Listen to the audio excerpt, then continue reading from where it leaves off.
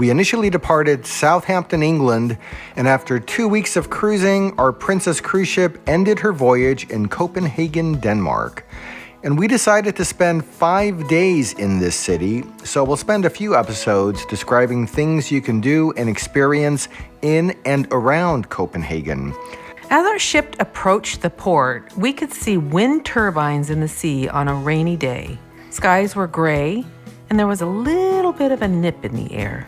Getting from the Copenhagen cruise port to the city center can be a bit of a journey. We do suggest taking a taxi or utilizing public transportation. On average, the journey from the cruise port to the city center takes 20 to 30 minutes by taxi or bus, depending on traffic conditions.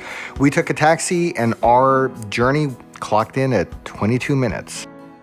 Copenhagen blends rich history with modern innovation while maintaining a relaxed, welcome vibe. It's one of the most walkable cities in Europe and offers many cultural, culinary, and historical experiences. Best of all, many of the city's top attractions are in the city center, making it perfect for exploring over a few days. Copenhagen's Old Town, or Gamleby, is a charming neighborhood filled with cobblestone streets and colorful buildings.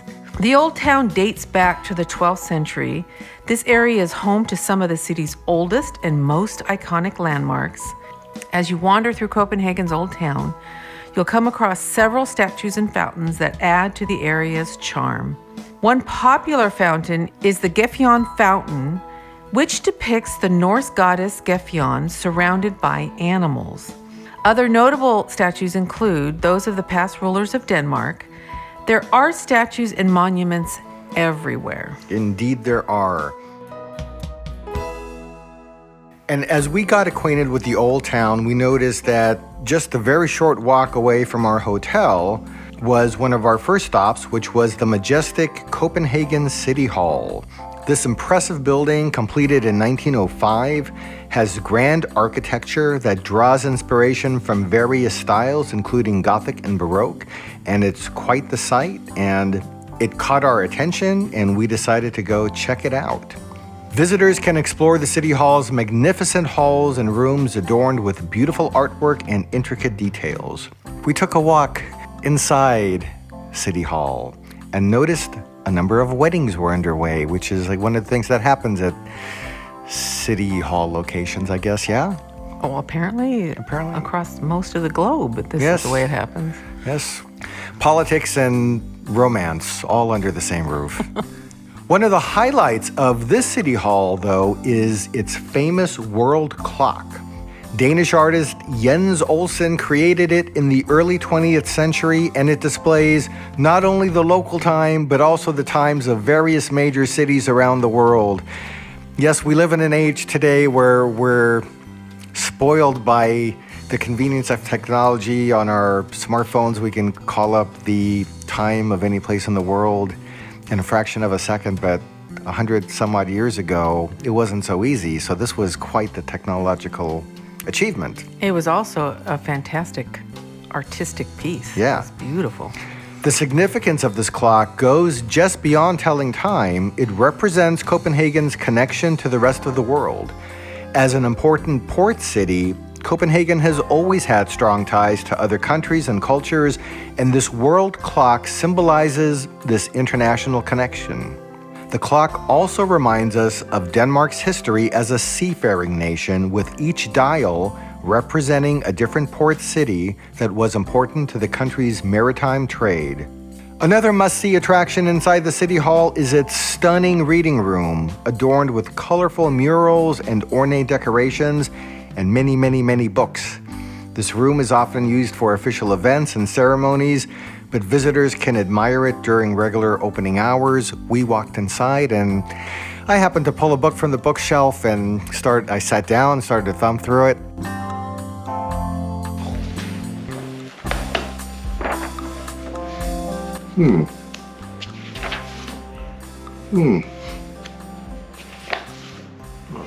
It's the history of Denmark.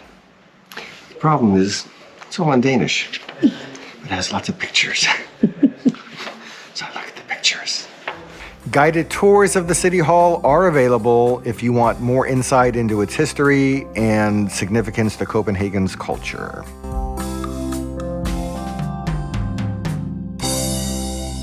Another place you'll love is one of Europe's longest pedestrian streets called the Strøget. So if you love shopping and you want to experience the energy of the city, make your way to this very long pedestrian street, or it seemed very long. It did seem very long. It did. Yes. This pedestrian street stretches over 1 kilometer long, and it is filled with everything from luxury brands. They have local boutiques. They have well-known brands, and like the shop that we went into to pick up my piece of jewelry. So it's a perfect place for shopping if you like that. Or just maybe you like to walk down the street and leisurely window shop and look at all the fun stuff that's in the windows. It was during one of the visits here that it was just pouring down rain. And so we took cover in a clothing store. We kind of pretended to shop for a bit. We really weren't looking to buy anything because I think we had limited luggage space anyway. But we did need to take a break from this heavy, heavy downpour. So we found an open door, went inside, and browsed at things we weren't going to buy. So we're in the store. We're pretending to shop, but we're not shopping really. We're just taking cover from the rain. It's really wet out there. See anything you like? Sure, there's nice things. So if you need a break from your shopping, whether you're just strolling down the pedestrian way or if you've got lots of bags in your arm from all your shopping, there are plenty of cafes and restaurants that you can relax and recharge in. We stopped for lunch on this street to have our first Copenhagen meal at a place called Europa, and we were awestruck and wowed by the food. It was fantastic. All right. Tuborg Classic. Yes, this is a local beer, I was told.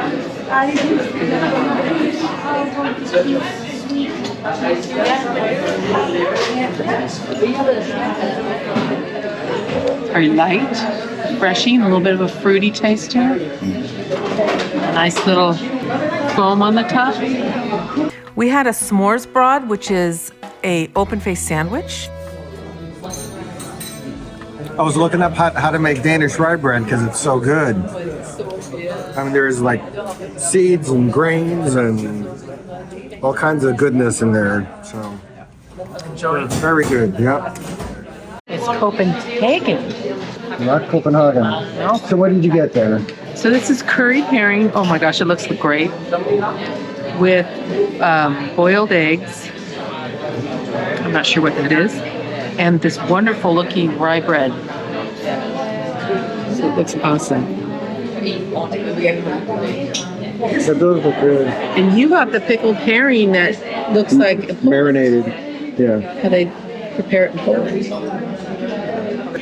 So I'm not sure where to start. Somewhere. So I'm assuming it's butter.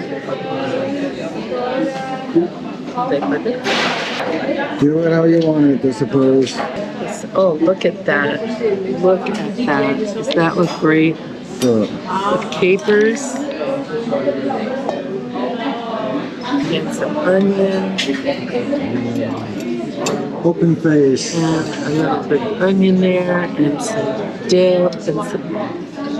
Dog. Okay. Yeah. Oh, yeah. Okay. Okay. I'll try that. Do I pick it up? I don't think I I can. don't think so. Wasn't that the show where they told Phil? Not to do with the hand. You couldn't, actually. Yeah. Okay.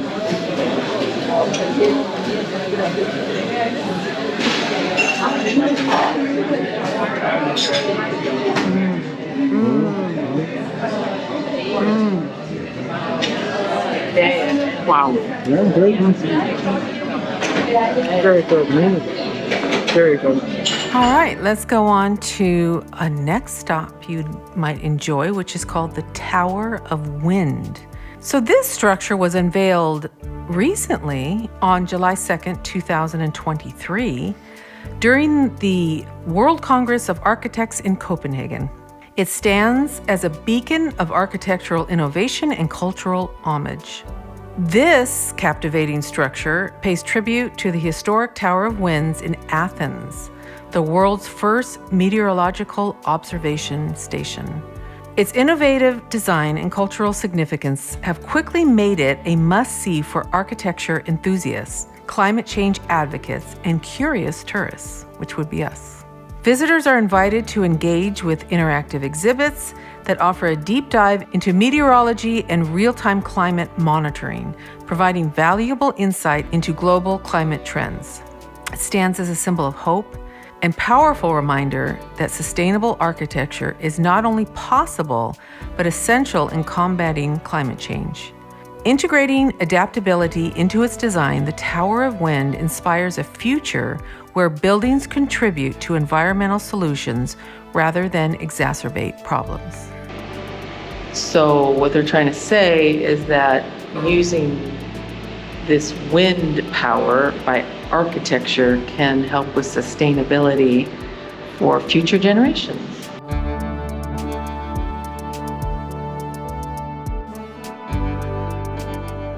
All right, so this is odd. So we see this big crowd of people in front of this hotel, D'Angleterre, in Copenhagen.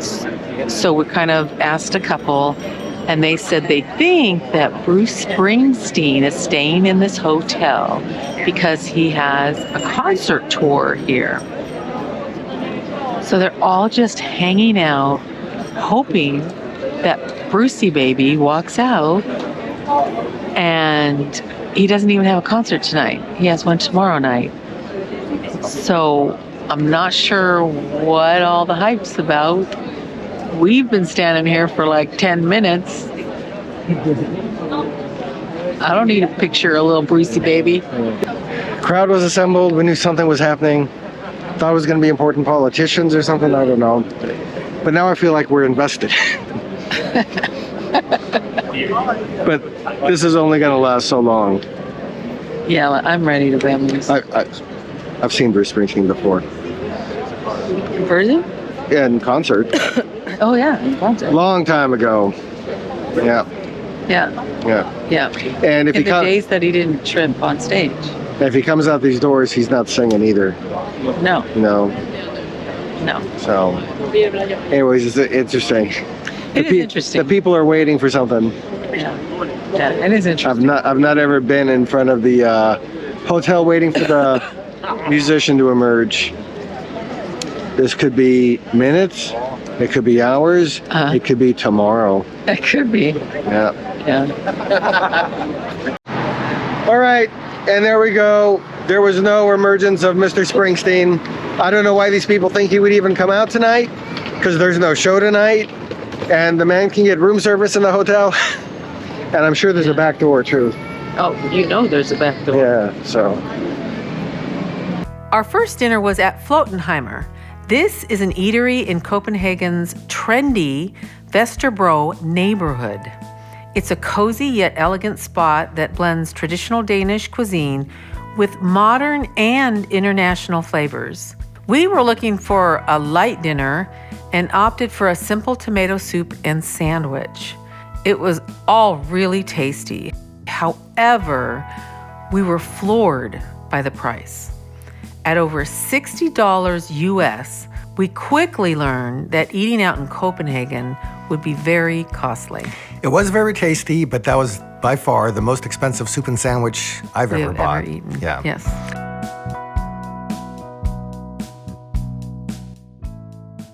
We're just getting started with exploring Copenhagen, Denmark, and have much more to share. Tune in to our upcoming episodes where we'll take you inside stunning palaces, impressive art museums, an iconic amusement park, and a memorable day trip out of Copenhagen. It's all coming up during the next few weeks on The Places Where We Go.